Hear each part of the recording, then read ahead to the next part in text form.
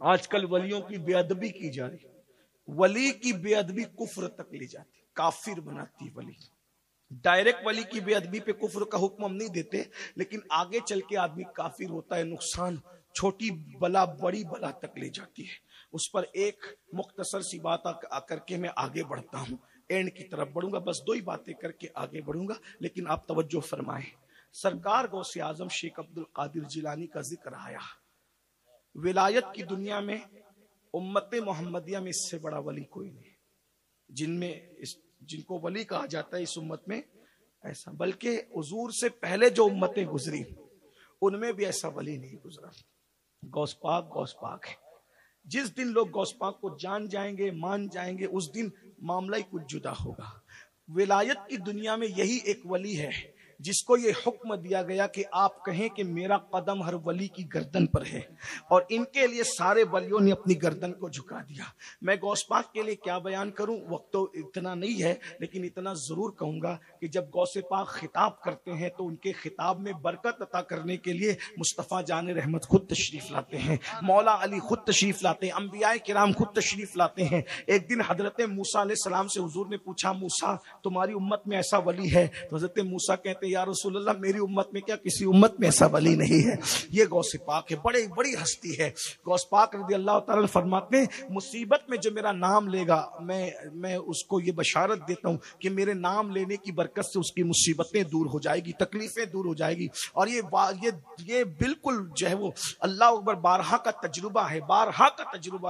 غوث پاک کا نام جس نے عقیدت سے لیا، محبت سے لیا۔ دیکھو بھائی عقیدت شرط ہے، جو عقیدے والے نہیں ہے، عقیدت والے نہیں ہے، ان کی کوئی بات ہی نہیں، لیکن عقیدت شرط ہے۔ عقیدت سے نام لے کر کے دیکھو فوراً مصیبتیں دور ہوتی ہے، تکلیفیں دور ہوتی ہے۔ اللہ اکبر، میرے لب پہ رات دن ہے تیرا نام غوث اعظم، میرے لب پہ رات دن ہے تیرا نام غوث اعظم، تیرے ذکر سے بنے ہیں میرے کام غوث اعظم، میرے راستے میں آ کر کوئی مشکلیں نہ ٹھہری، میرے راستے میں آ کر کوئی مشکلیں نہ ٹھہری، میرے کام آ رہا ہے تیرا نام غوث اعظم، میرے کام آ رہا ہے تیرا نام غوث اعظم۔ تو بہرحال حضور غوث الاعظم دستگیر شیخ عبد القادر جیلانی نے کہا کہ میرا یہ قدم ہر ولی کی گردن پر۔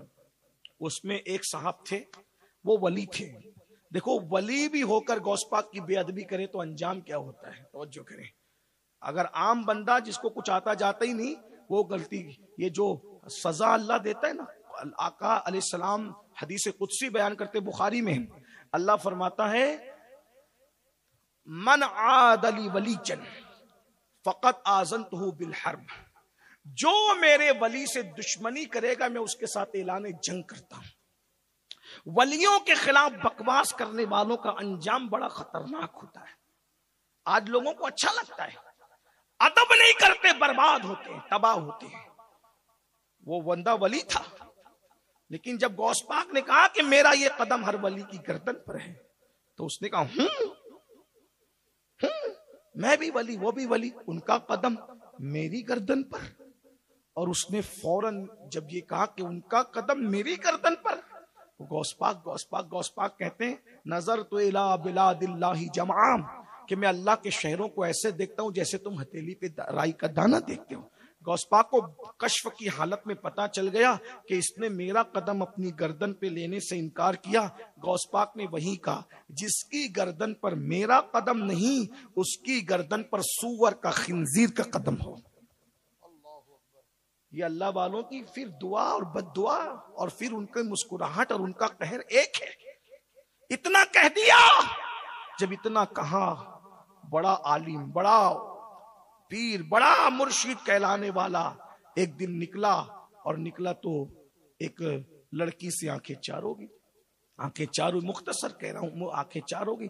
وہ عیسائی تھی، اس کو شادی کی دعوت دی۔ اس لڑکی نے کہا آپ شادی میرے ساتھ کریں گے، بھاگ گئے تو میں کیا کروں گی، میرے پاس رکنا پڑے گا، مہر میں آپ کو یہ کرنا پڑے گا، رکنا ہے، اور رک کر چونکہ ہم عیسائی لوگ ہیں، اس نے کہا تو ہم سور چرانے جاتے ہیں، آپ کو ہمارے ساتھ خنزیر اور سور چرانا پڑے گا، یہ میرا مہر ہے۔ اس نے کہا اس کے لیے تیار ہوں، اللہ اکبر، تیار ہو گیا۔ وہ عصا جس سے خطبہ جمعہ کا خطبہ ٹیک لگا کے پڑھتا تھا، اسی سے سور چرانے لگا۔ اور وہ لڑکی سور کے بچوں کو کندھے پہ اٹھاتی تو یہ بھی کندھے پہ اٹھاتے ہیں. یہ حال ہوا ولی کی دشمنی کا. حالانکہ یہ خود بھی ولی تھے, ولایت چھین گئی غوث پاک کی دشمنی سے. آپ کیا سمجھتے ہو؟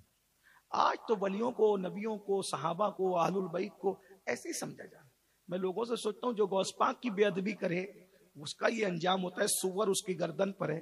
جو سیدہ فاطمہ کی بے ادبی کرے, جو مولائے کائنات کی بے ادبی کرے, امام حسن امام حسین کی بے ادبی کرے, صدیق اکبر فاروق اعظم کی بے ادبی کرے, اصحاب مصطفیٰ کی بے ادبی, کیا انجام ہوگا ان لوگوں. آج لوگوں نے تماشا بنا لیا ہے جس کے لیے جو منہ میں بکتے جاؤ, انجام اچھا نہیں ہے.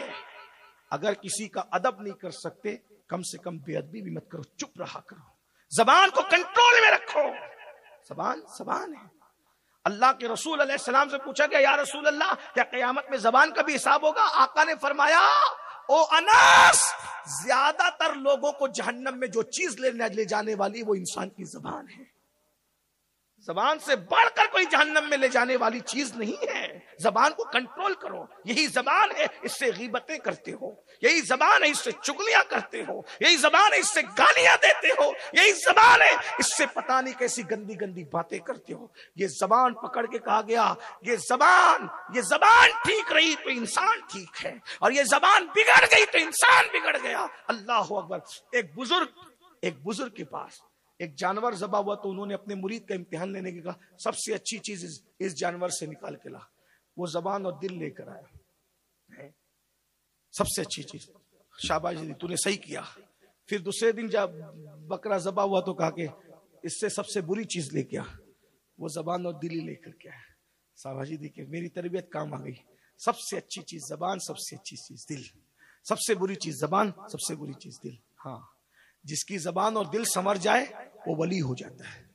دو ہی چیز سنوارنے کی ضرورت ہے, زبان اور دل. زبان سے کسی کو تکلیف مت پہنچاؤ, دل میں خدا کو بسا لو, یہی تو ولایت ہے. اور کیا چیز ولایت ہے؟ اور اگر زبان سے اذیت دینے لگے پھر کیا ہے؟ سب سے برا انسان وہی ہے جس کی زبان اچھی نہیں. آج اپنی زبان دیکھو, چیک کرو زبان کیا کیا بولتے ہو زبان سے. قرآن کہتے ہیں وَتُكَلِّمُنَا أَيْدِيهِمْ وَتَشْهَدُ أَرْجُلُهُمْ بِمَا كَانُوا يَكْسِبُونَ. تمہارے منہ پر, تمہاری زبانوں پر مہر لگا دی جائے گی اور تمہارے اعضاء تمہارے خلاف گواہی دیں گے. اللہ اکبر. تو کیا ہوا؟ غوث پاک کی بے ادبی نے اس کو کہاں تک لے گیا؟ سور چرانے لگا. اور ایک دن اب آیا کہ اس کو, اللہ اکبر, اس کو سور چراتے چراتے عیسائی بنانے کی رسم آئی. کیا آج اس کو عیسائی بنا, اس کو عیسائی بنانے کی تیاری ہو رہی تھی. سب مرید چھوڑ کے بھاگ گئے, شاگرد چھوڑ کے بھاگ گئے, لیکن دو مرید پکے تھے. یہی ہے, سب میں چند وفادار ہوتے ہیں. اور انہیں بہت اچھی بات کسی ولی نے کہی, ایک عقاب کا شکار کرنے کے لیے ہزاروں چڑیوں کو جال میں پھنسانا پڑتا ہے کہ ایک دن عقاب آ جائے گا تو اپنا کام بن جائے گا. ہاں بس اتنی بات ہے. دو وفادار تھے, وہ دونوں وفادار پیر کے لیے بہت دعا کرتے تھے. بالآخر یہ لوگ پیر کی خاطر چلتے چلاتے بغداد شریف پہنچے. اور بغداد شریف پہنچے کا مرشد, اس نے آپ کی بے ادبی کی ہے, آپ معاف کر دیں گے تو اللہ بھی معاف کر دے گا. وہ آپ کا بے ادب ہے سرکار, لیکن آپ کرم کر دیں, سیدہ کے لال ہو, علی کے بیٹے ہو, آپ کے گھرانے کی ریت ہے معاف کرنا.